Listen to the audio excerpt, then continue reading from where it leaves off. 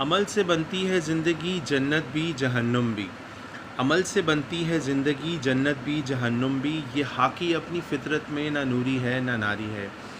हम अपनी ज़िंदगी के अंदर जो एक्ट करते हैं, जो अमल करते हैं, वो इस चीज़ की तर्जुमानी करता है कि हम अगर दिल से बोलें कि जी हम आपसे प्यार करते हैं, आपकी केयर करते हैं, आपका ख़याल रखते हैं, लेकिन हमारा अमल जो है उस चीज़ को जस्टिफ़ाई ना कर रहा हो, तो ये बहुत नाइंसाफ़ी होगी हमारे अल्फाज के साथ, हमारी सोच के साथ, कि हम अपनी ही बात और अपने ही जुमलों को जस्टिफ़ाई नहीं कर पा रहे हैं।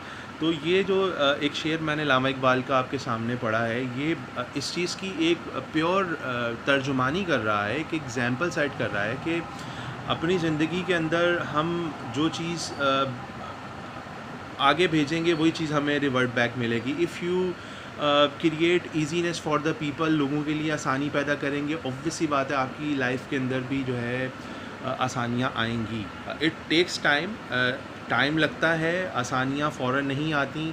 आप सोचते हैं जी, इंसान सोचता है कि मैं तो अच्छा करे जा रहा हूँ, अच्छा करे जा रहा हूँ, लेकिन मेरे साथ ही ऐसा क्यों हो रहा है, वाई मी।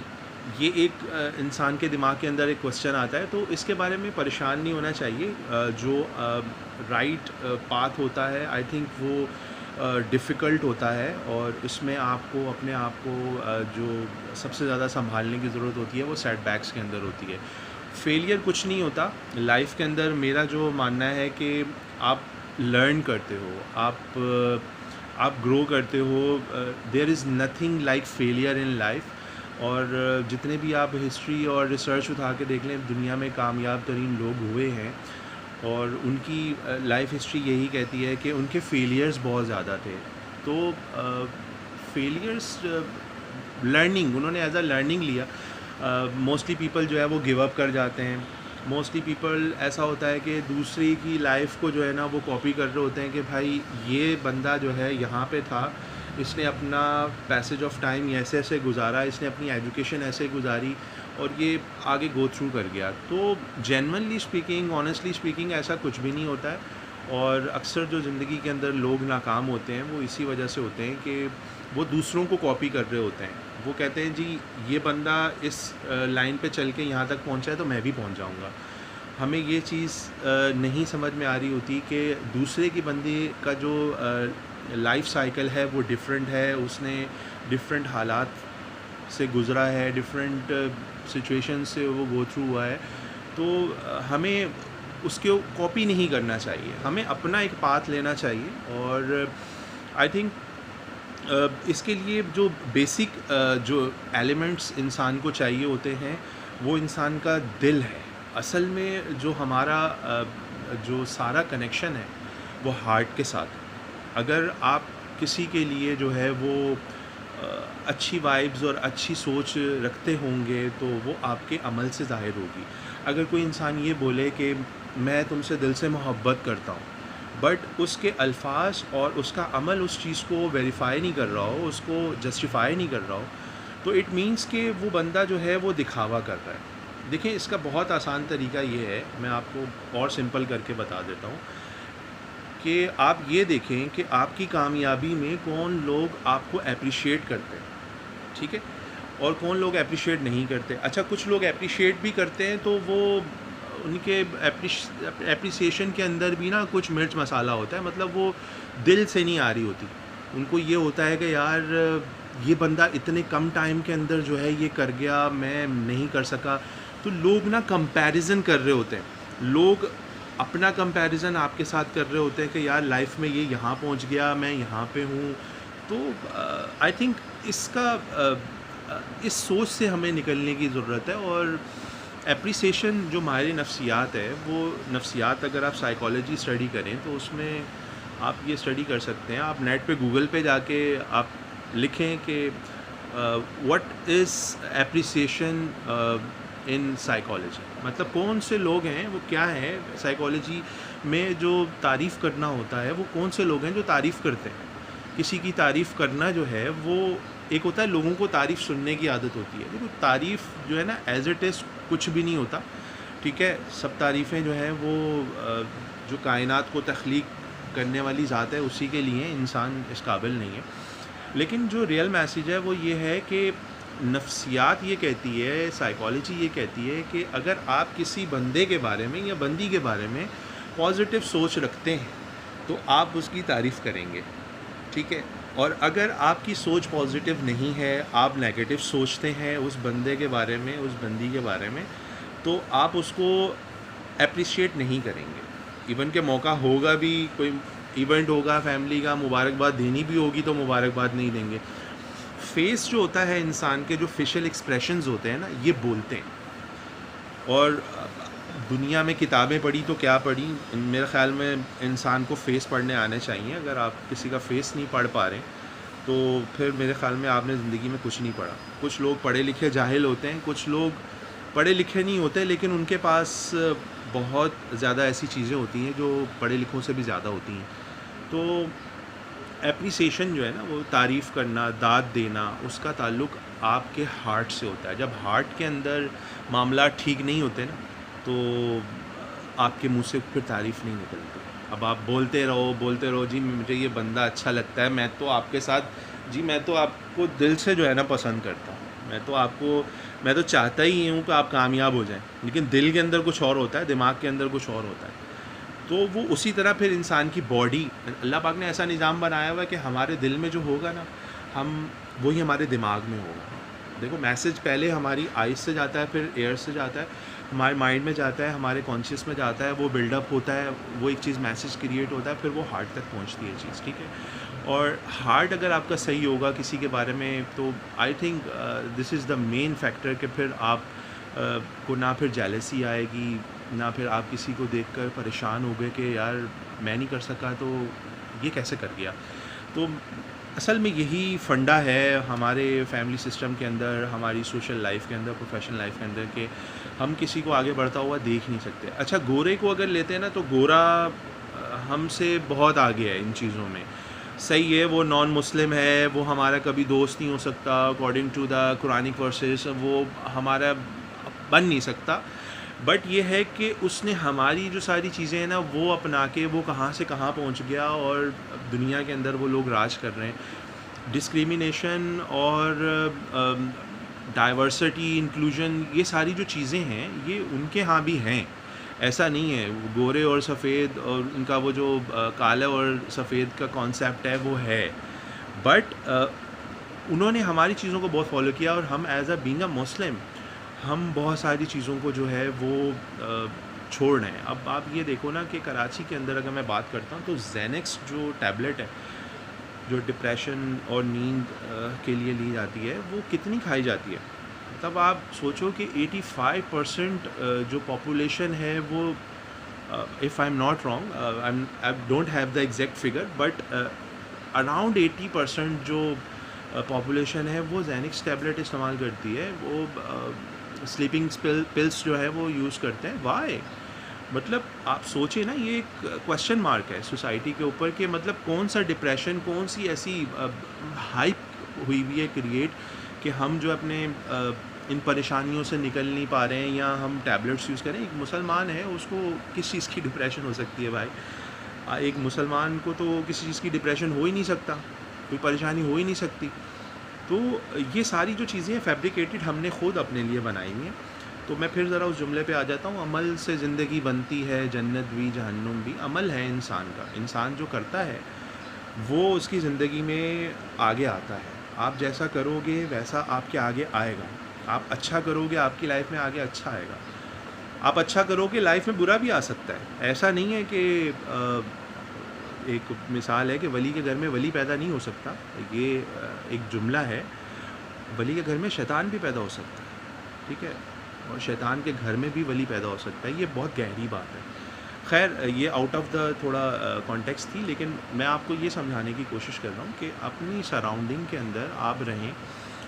और मेरे ये वीडियो बनाने का मकसद है, मुझे कोई पॉपुलैरिटी नहीं चाहिए, मुझे कोई किसी की फीडबैक्स पॉजिटिव नेगेटिव आइदर, मैं उसके लिए नहीं कर रहा कि मैं करूं। लेकिन मुझे ऐसी फील आती है कि जो चीज़ मैं महसूस करता हूं, आई थिंक वो सोसाइटी का कहीं ना कहीं इशू है। क्योंकि I work from 2005 till now, it's been a long journey. I was 16 when I start my first job, और उसके मैट्रिक के बाद जो है फिर फैमिली वो आ गई रिस्पॉन्सिबिलिटी जी, फिर करना है तो सारा करना है।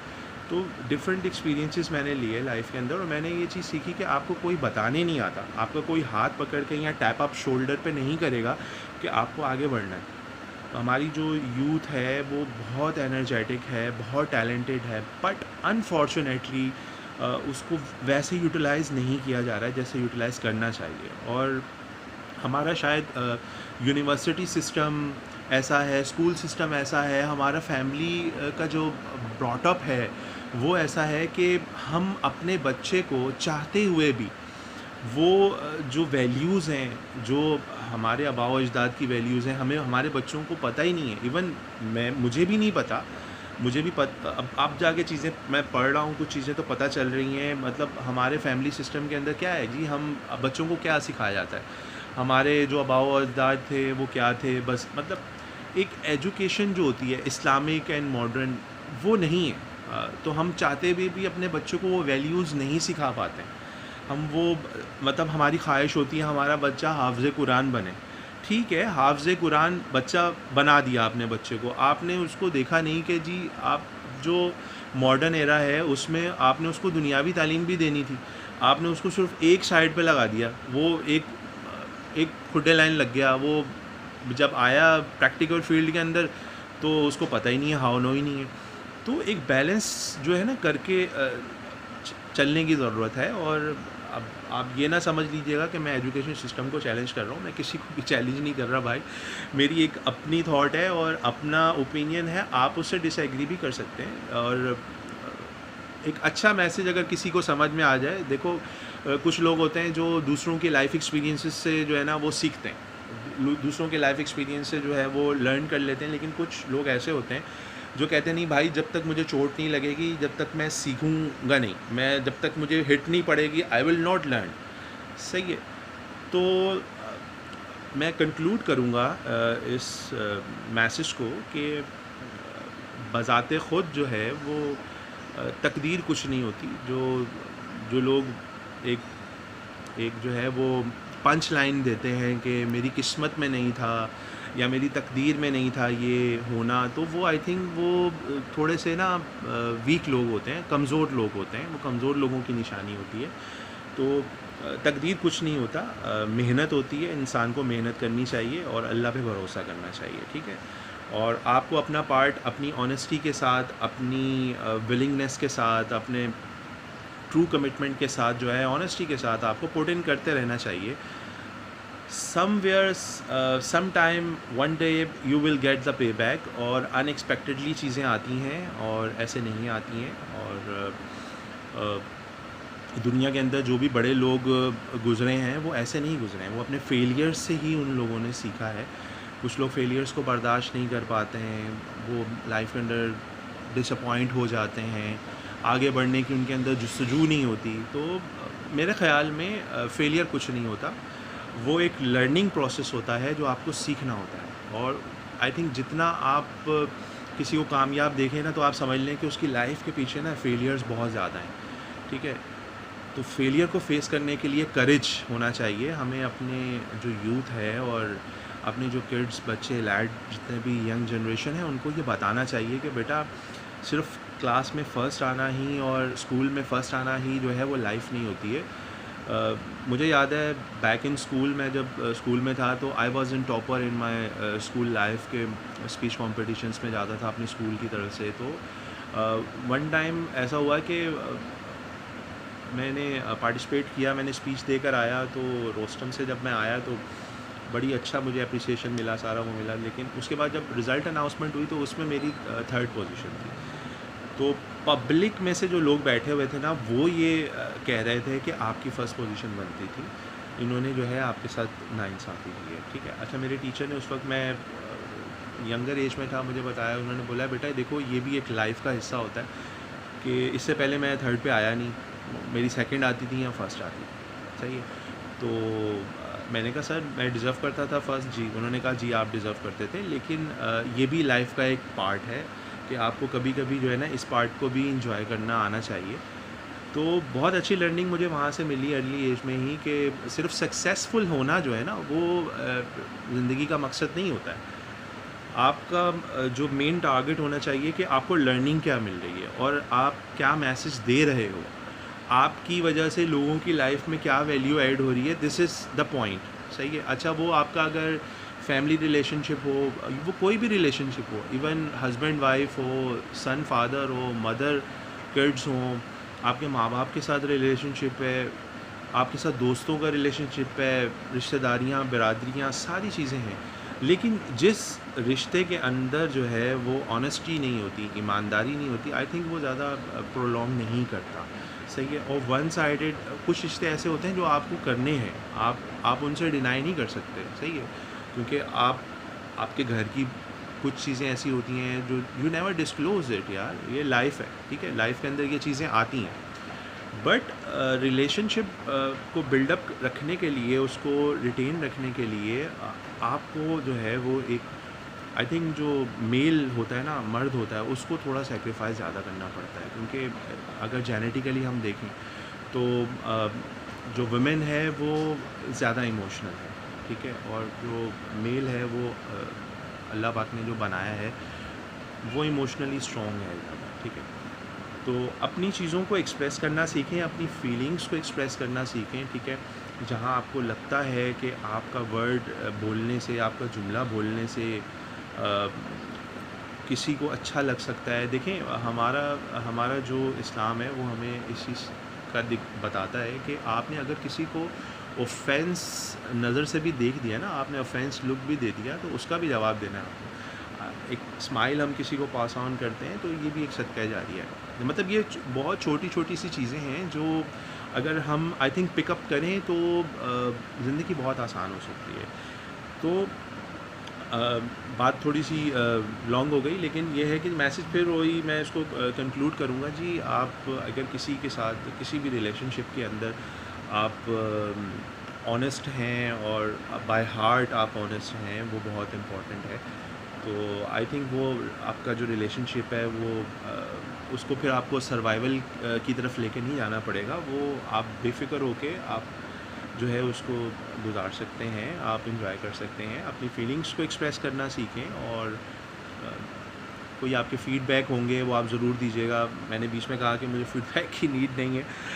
I just want to convey the good message which will may be the one word I spoke. मैं कोई एक जुमला, किसी को एक वर्ड शायद किसी को अच्छा लग जाए तो वो उसकी लाइफ को बना दे। तो हमें इस तरह से थोड़ा सा अपनी सोचना चाहिए कि हमारा एक जुमला किसी के ख्वाब बना भी सकता है और किसी के ख्वाब तोड़ भी सकता है। तो wish you very best of luck for your future and thank you so much for watching the whole video. और अगर आपको कोई अच्छा मैसेज हो तो वो आप ज़रूर दीजिएगा। Thank you. अल्लाह हाफ़िज़। अस्सलाम वालेकुम।